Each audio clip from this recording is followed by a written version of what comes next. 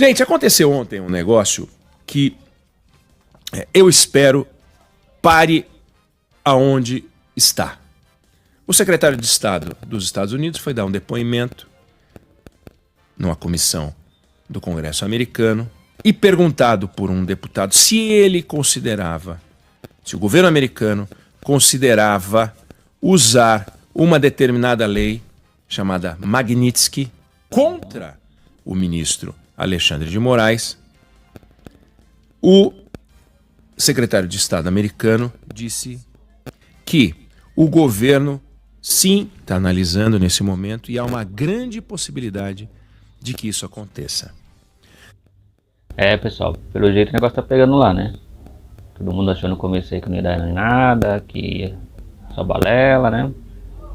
Enfim, a coisa tá acontecendo. Vamos acompanhar aqui o que o Ineg tá falando aqui. Veja, uma autoridade do governo, quando vai ao Congresso falar, não vai lá fazer farol, fazer graçola e tal. Mas é um representante político. Marco Rubio é um representante político do governo Trump. E ele disse que há a possibilidade de aplicar a lei Magnitsky contra o Alexandre de Moraes. Quando a gente olha lei Magnitsky, é tipo Lewandowski, né? Tem um monte de letra, um monte de W, um monte de K, uns negócios assim. Aliás, Magnitsky não tem K.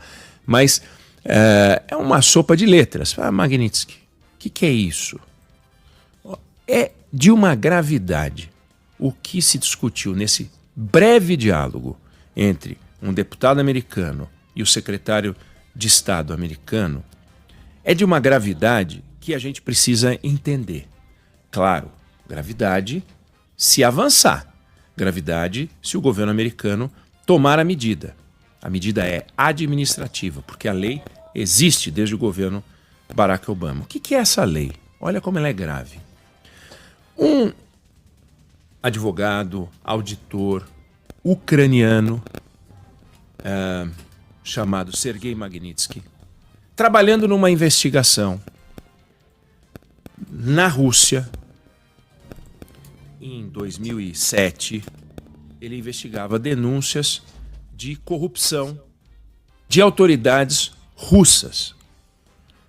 No curso de uma mega confusão, de um fundo gigante chamado Hermitage, que tinha comprado empresas da extinta União Soviética, Gazprom e outras companhias.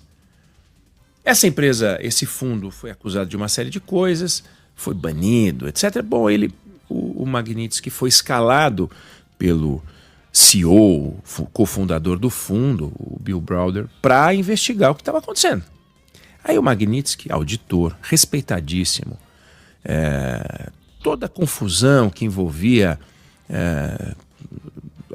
empresas na Rússia, ele estava no meio, foi acionado e foi contratado, né? Ele trabalhava nessa investigação. E ele descobriu uma fraude de 230 milhões de dólares envolvendo autoridades russas.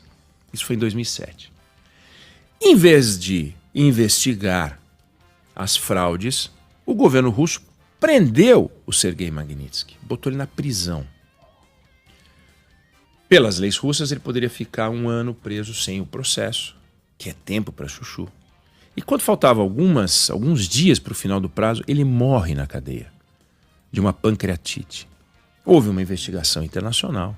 Chegaram a uma lista de 60 pessoas envolvidas nessa história. Autoridades russas, figuras oficiais, militares, etc. Chegaram à conclusão que ele foi agredido, foi torturado psicologicamente, não recebeu atendimento médico, morreu de pancreatite na cadeia. 37 anos, Sandro. 37 anos. E houve uma reação internacional. O fundador do Hermitage começou uma mobilização e os Estados Unidos aprovaram uma lei no governo Barack Obama, que é a lei Magnitsky. E o que essa lei prevê? Quando encontram figuras que agridem os direitos humanos neste grau, existe uma série de sanções contra as pessoas físicas, não é contra o país, é contra as pessoas físicas congelamento de bens e de contas, proibição de entrada nos Estados Unidos, cancelamento de visto, bloqueio de transações comerciais e financeiras, suspensão de acesso a serviço digital. Não pode usar Gmail, não pode usar Google, não pode usar YouTube, nada. Com sua identificação, naturalmente. É um negócio muito grave, extensível, em alguns casos, à família. Então, quando? E acho que pode ser até o caso aqui no Brasil, né? Do Alexandre de Moraes e talvez de outros ministros também, que eles pretendem estender a família, né? Pode ver aí que a lei é usada para as pessoas que cometem crime contra direitos humanos, né? E o negócio tá pegando. E é o que a gente tá vendo aqui no Brasil, né? Infelizmente com essas prisões em massa aí, a gente tá vendo muitas coisas ser desrespeitadas, muito... A gente pode chamar aí até de possíveis, né? Crimes que podem ser julgados aí. Os Estados Unidos estão acompanhando isso lá. E se eles julgar isso procedente, então o negócio vai lá pra frente e a coisa vai ficar feia. Então vamos ver aqui, acompanhar aqui.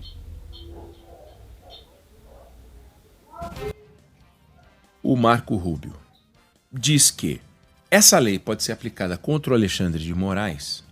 Ele está colocando a possibilidade de que o Alexandre de Moraes esteja numa gaveta internacional onde estão fraudadores de eleição na Venezuela, onde estão picaretas de Mianmar, onde estão os assassinos do jornalista Khashoggi da Arábia Saudita e onde estão os corruptos russos. É isso. Porque essa lei foi usada contra a Rússia, contra a China, contra a Mianmar, contra a Venezuela, Arábia Saudita. E parou por aí.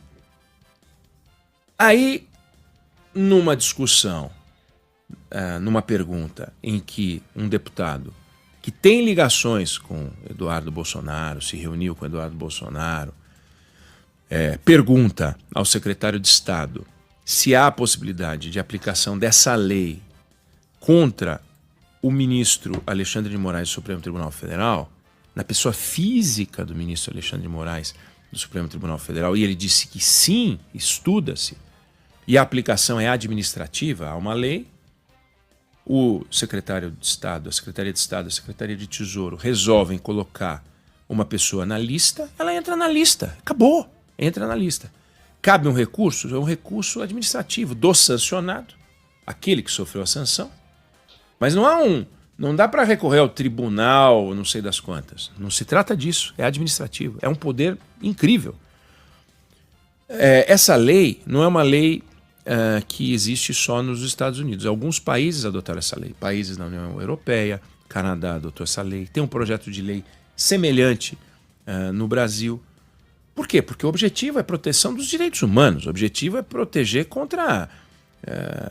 vigaristas, criminosos, assassinos, coisas desse padrão. Não é tráfico de drogas, porque tem outra legislação específica, mas é isso. Então, quando o deputado ligado ao Donald Trump faz essa pergunta e afirmando na formulação da pergunta que o Brasil atravessa uma fase de retrocesso nos direitos humanos, diz que o ex-presidente Jair Bolsonaro está prestes a se tornar preso político e surge essa narrativa, como se deve definir esse... Não são narrativas, né, gente? Não sei que o Eneg é um jornalista muito respeitado, eu respeito muito o trabalho dele, mas não é narrativas. Porque é evidente que existe um processo iniciado na Procuradoria-Geral da República, uma investigação da Polícia Federal, e esse caso está nas mãos do Alexandre de Moraes. Não confunda com o processo do fim do mundo, onde tudo está lá no Supremo Tribunal Federal. Nós estamos falando do processo contra o Jair Bolsonaro e outros acusados de golpe de Estado. O desfecho a gente não sabe qual é. Nesse caso específico, se isso acontecer, é preciso que se diga que uma lei como essa, ela é um artefato nuclear. Ela é um artefato nuclear, é uma bomba atômica. Para o Brasil, você imagina um ministro da Suprema Corte brasileira proibido, por exemplo, de ter conta num banco que por acaso tem associação com um banco americano. A mulher do Alexandre de Moraes é advogada, pode ser extensível à família. Há casos em que a lei foi aplicada extensível à família. Então, uma advogada não vai poder trabalhar com nada, nenhuma empresa. E a sanção atinge as empresas que se relacionam com aqueles que são alvo da lei. Então, se uma empresa americana ou uma empresa parceira de uma empresa americana contratar os serviços de alguém atingido por essa lei, essa empresa sofre sanção. Então você tem regras de compliance para que as empresas conheçam a lista dos sancionados, como eles chamam, para não ter relação com essas pessoas. Significa que vai acontecer? Significa que o Alexandre de Moraes vai ser atingido por essa lei? Não, porque ele não é atingido por essa lei com base na declaração do Marco Rubio ao Congresso americano. Mas por que o Marco Rubio diria isso? Sim, estamos estudando e há a possibilidade de aplicarmos essa lei. Porque eles estão estudando. Ele não vai lá para mentir, ele vai lá para falar a verdade. Agora, e para que ele faria uma bravata dessa? Estamos estudando para não acontecer nada. Porque se não acontecer nada, não aconteceu nada. E a gente tem que torcer para que não aconteça nada. Porque é um absurdo você misturar o Alexandre de Moraes nesse pacote que envolve assassino de jornalista, que é o caso do Jamal. Opa. Então, a gente tem que lembrar do Clezão, né, cara? Tô falando ali que o jornalista foi assassinado e tal, a gente concorda, foi criada a lei. Mas a gente teve casos de morte no Brasil, né? E a gente tem que lembrar que tem centenas lá de pessoas, né, inclusive idosos, pessoas que estão doentes, que estão ali, advogados pedindo para haitiano, para essas pessoas, né, ser liberadas, e essas pessoas não conseguem sair porque o Alexandre de Moraes não libera, né? Pessoas que precisam de tratamento, tem pessoas com câncer lá, se eu não me engano, que precisam fazer tratamento de câncer. Essas pessoas estão presas, tem idosos, né, que têm comorbidades. E a gente, no caso do Clezão, né, cara, que ele morreu na prisão, embora os advogados pleitearam, né, que ele tivesse uma prisão então domiciliar para se tratar, para se cuidar, e isso foi negado a ele, né? Então, acho que cabe aqui lembrar que o mesmo peso que teve lá a morte do jornalista, embora numa outra situação, a gente não pode desprezar a morte do Clezão aqui também no Brasil. Então não é à toa que ele está sendo investigado, porque as coisas estão acontecendo aqui e com a denúncia, né, que estão sendo feitas fora do Brasil, as investigações estão acontecendo. Então a possibilidade é real e eu acho que é bem possível, sim. Khashoggi. Então, aqueles acusados do assassinato do jornalista árabe, que foi morto em dependências de embaixada árabe, eles estão encaixados nessa lei, como os vigaristas russos responsáveis pela morte do Magnitsky, que dá nome à lei. É algo muito sério que a gente tem que acompanhar e que exige atenção. Vamos acompanhar, vamos olhar. Quer dizer, Então, a aplicação da lei é muito séria, né? A gente nunca quis que fosse, né, usado contra o brasileiro, mas as coisas que estão acontecendo aqui também são sérias e eu acho que, né, tem que sair fora da caixinha, não é algo que deve ficar escondido e a informação tem que ir para fora mesmo, porque infelizmente aqui no Brasil ninguém vai fazer nada contra, né? Então tem que ser investigado mesmo. Eu estou aqui trazendo essa história não pelo risco objetivo do episódio que aconteceu ontem, mas pelo risco envolvido numa possível decisão do governo americano, que, vamos combinar, tem tomado decisões as mais variadas e as decisões, em muitos casos, saem pelo poder que o presidente americano tem administrativo, que o presidente brasileiro não tem. Aqui tem que recorrer à medida provisória. O que o presidente americano pode e o presidente brasileiro pode na sua esfera administrativa é impressionante. A gente está vendo como o presidente americano pode tomar decisões administrativas tão poderosas. É o caso dessa lei, que ela já está lá, foi aprovada no Congresso, na gestão de um democrata.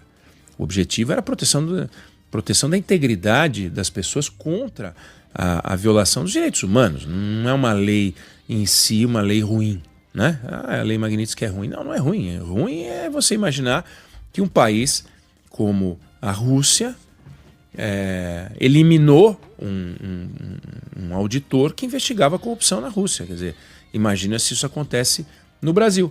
Começa-se a investigar a corrupção e os investigadores começam a ser presos e mortos na cadeia. Morrem na cadeia sem atendimento médico, largados, apodrecendo na cadeia. É um negócio complicado.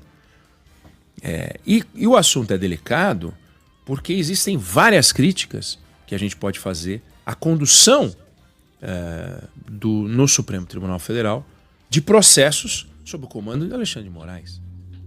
Por exemplo, a gente pode criticar o tamanho das penas adotadas envolvendo algumas figuras do 8 de janeiro. Mas nada do que o Alexandre de Moraes fez, absolutamente nada do que o Alexandre de Moraes fez, deixou de ser referendado pelos outros 10 ministros da Suprema Corte Brasileira.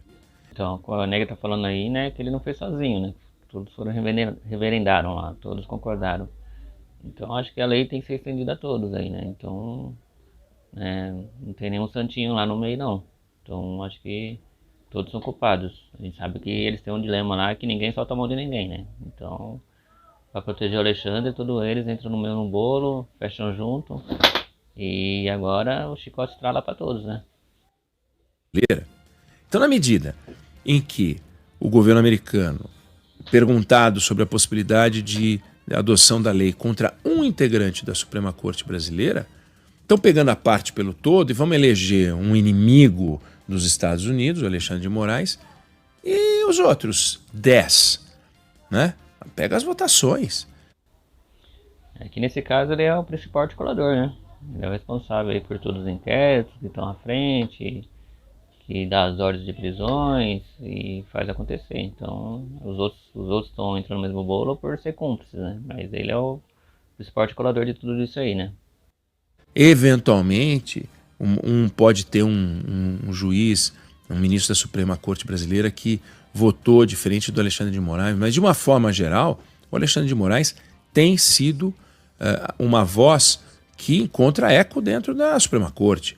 Gilmar Mendes, Carmen Lúcia e outros ministros, Cristiano Zanin, votando com o Alexandre de Moraes. Então, se houve um excesso de pena, por exemplo, contra a Débora, a cabeleireira do batom, da estátua, foi um excesso da Suprema Corte Brasileira, não um excesso do Alexandre de Moraes. Porque, do contrário, todos teriam formado a maioria para derrubar a punição que o Alexandre de Moraes aplicou num primeiro momento, referendada por todos. Então, vamos acompanhar essa história. É uma história que pode ser grave se tornar real, mas a simples discussão mostra que tem um ruído que pode ser desmontado diplomaticamente. A aplicação da lei não impede antes o direito, entre aspas, de defesa, mas é um negócio administrativo, então não tem muita regra. Cabe ali, dá para explicar. Agora, dizer que aqui o que acontece é rigorosamente o que acontece na Rússia, na Nicarágua, onde houve aplicação da lei, Venezuela, a Arábia Saudita e China, é um exagero absurdo, né? Absurdo.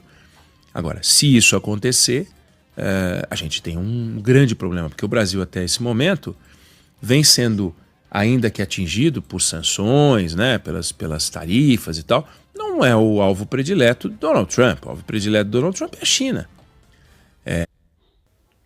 Não dá para passar pano e proteger o que não dá para ser protegido, né? Então, não dá para ser injusto, mas aquilo que é justo tem que ser aplicado. Então, né, que seja bem investigado e se eles, né, acharem que cabe sim a punição, né, que venha.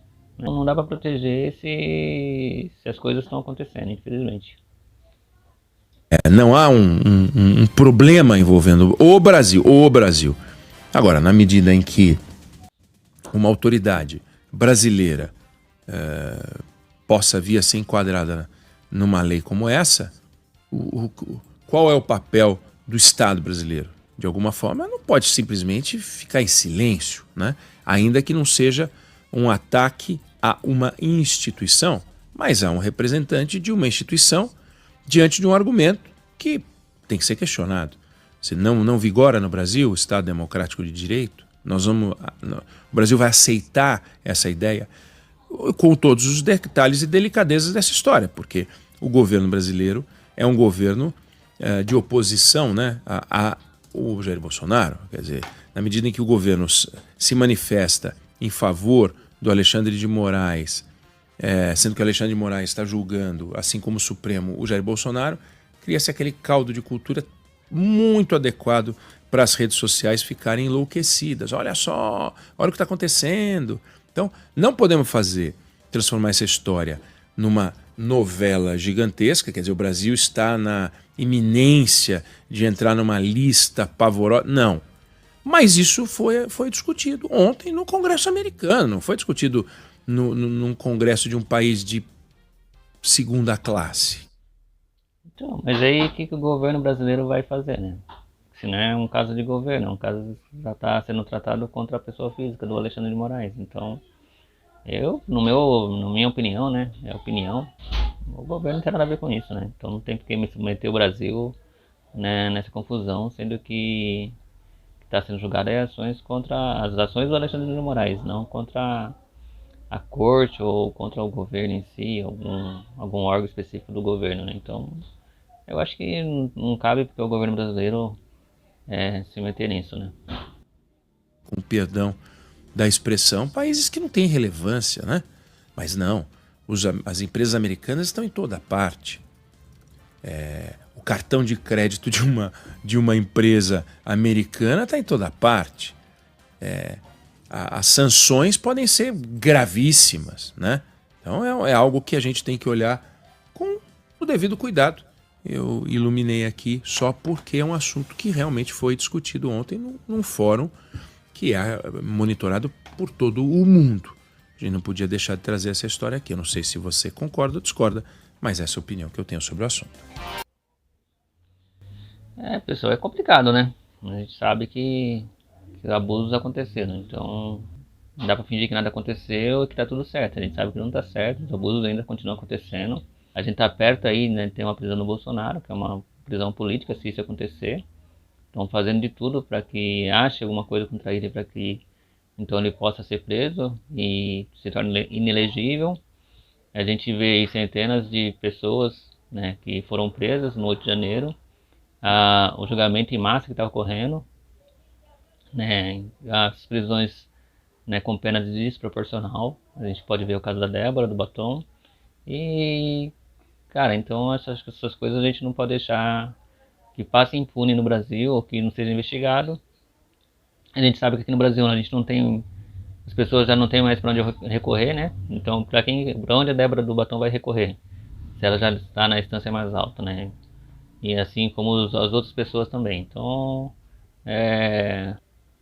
então foi levada as situações para fora para ver como as coisas no Brasil estão acontecendo, né? E a gente sabe que a injustiça está sendo feita, né? Não é uma justiça, é uma injustiça.